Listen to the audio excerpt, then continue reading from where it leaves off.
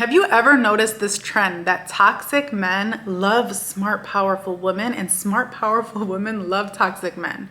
For the longest time, I couldn't understand it, even though I was part of that narrative for a long period of my life. Like, I just couldn't get why so many smart, powerful, successful, accomplished women would go for these really manipulative, low-key abusive men. And I just started observing that there was this weird moth to a flame type of dynamic between these two types of people. And when I finally made sense of it, it blew my mind. And I just feel like not enough people talk about this. Being smart, being successful, being intelligent as a woman has nothing to do with your judgment in men.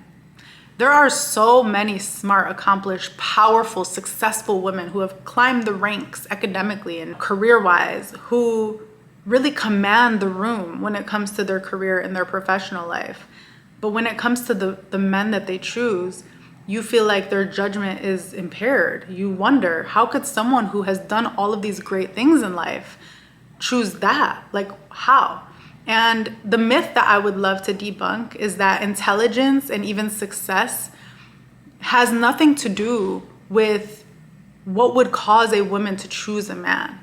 Everyone has what we all like to call, on social media these days, our inner child. Everyone has an inner child that has experienced certain things, certain, dynamics with their upbringing, certain wounds and traumas that maybe are yet to heal. And there are so many severely traumatized people that are also seriously intelligent and seriously successful. And when it comes to choosing something as serious as the person that you're going to be with, you're not speaking from the intelligence and the accolades. You're attracting that person from the inner child, from the wounds that you have or have not healed through. So that is why you see so many smart, amazing women with these men that very much so mirror maybe a toxic relationship that woman had with her father, or maybe they've had abusive patterns in the past and they just recreate that in their relationships, because nobody's using the intelligence that they use in a job interview on a date. Like, that's just not how it works. So it's kind of, I don't even want to say just insensitive. It's also just ignorant to assume that just because someone is smart and successful professionally, that they wouldn't choose a partner that's not best for them. The first thing that taught me this was a TED Talk that I'm gonna link below by a woman who was this type of woman that I described. She went to an Ivy League, I'm pretty sure. She, started serving Fortune 500 companies. She was like a boss bee, right? Like the definition of a baddie. Her husband held a gun to her head several times before she eventually decided to leave way down the line.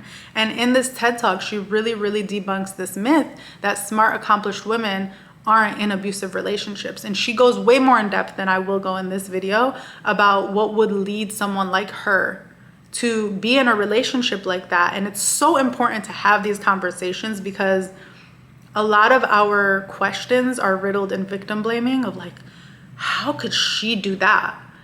Not understanding that emotional manipulation doesn't discriminate based on someone's success or intelligence. Like, anyone can be emotionally manipulated under a perfect storm of all the wrong circumstances. And I firmly believe that because I was somebody who had been emotionally manipulated in relationships. And I'm somebody who was raised by amazing parents in a great household. All these things that you think go along with what it takes to be, a survivor of that type of abuse. I was the opposite of that. But that was the perfect storm of the wrong person, wrong time, wrong, self-concept that created an environment where I also was able to be emotionally manipulated. So one of the reasons you see all these smart women in these toxic relationships is because them being smart has nothing to do with being in a toxic relationship. Now, the other point that I want to make is smart women are also the types of women who have worked so hard to get to where they are at. They've worked so hard for their success. They are high achievers. They are people who believe that hard work pays off. And so when they find a man who is emotionally unavailable, they subconsciously also see this as another thing that they need to accomplish. I need to work hard to earn love.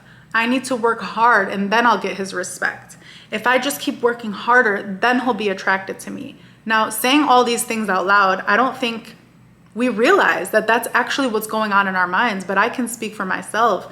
I worked my ass off for 4 years to feel respected and loved in a relationship where this person was never going to respect and really love me. Even if they said they loved me, they were never going to give me the love that I was actually looking for. And that has nothing to do with me and everything to do with them and the timing and the relationship. Like, I could have worked my ass off all day and night. That could have been my full-time job, and I was never going to accomplish that because it had nothing to do with me.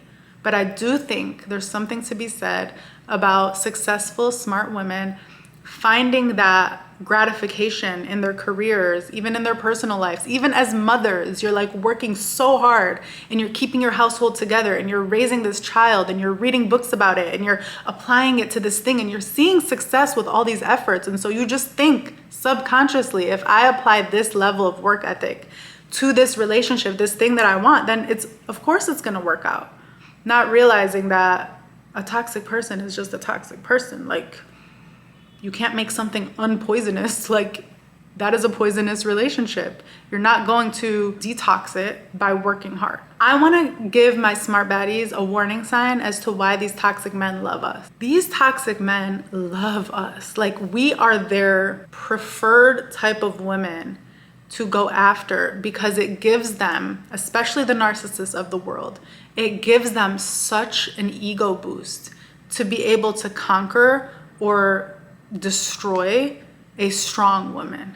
If they wanted a submissive woman, there are so many women who've made the decision to be submissive. Like, no shade to them at all. Like, I know so many women whose preferred state is to be submissive in a relationship.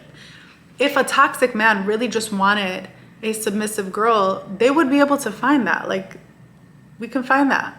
But they're not going after that. If you pay attention, these narcissists, they are going after the women who are strong and who are assertive and who are confident.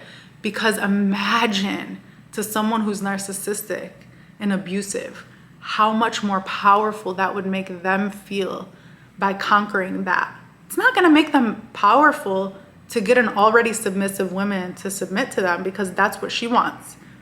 But what they want is not a submissive woman. They want to find a powerful woman and extract the power out of her and make her powerless. That makes them feel good. So understand, when you are walking in your power, when you are being smart, when you are being successful, you need to have discernment about which types of men you are attracting. As a powerful baddie, you are absolutely going to attract men who love that about you and are not trying to touch it either. They're not trying to take it away. In fact, if you turned it down, they would be thrown off. Like, they want you to be powerful. They want you to shine. And that is the type of man that you should want. But in that process, you need to have discernment, because you will also be attracting the types of men who pretend that they're attracted to your power for your power, when in reality, they're attracted to your power because they want to extract it from you. They're attracted to your power because of the thought. They get drunk off of the thought of turning a once powerful woman powerless. Watch out for them, because they will be specifically looking for women like you. So if you've noticed this trend of smart women, successful baddies, onto these toxic ancient men, you're not crazy. It's definitely a thing. And it is our responsibility to understand the things that we're doing to indirectly attract that or even create that in our lives. And it's also our responsibility to have the discernment to understand why a man is attracted to your power. Is it because they love and respect and admire it, which is beautiful? Or is it because they want to steal it from you, which is not so beautiful? I love you so, so much. And as always, this statement has never been more true than it is for this video. Stay powerful, my loves.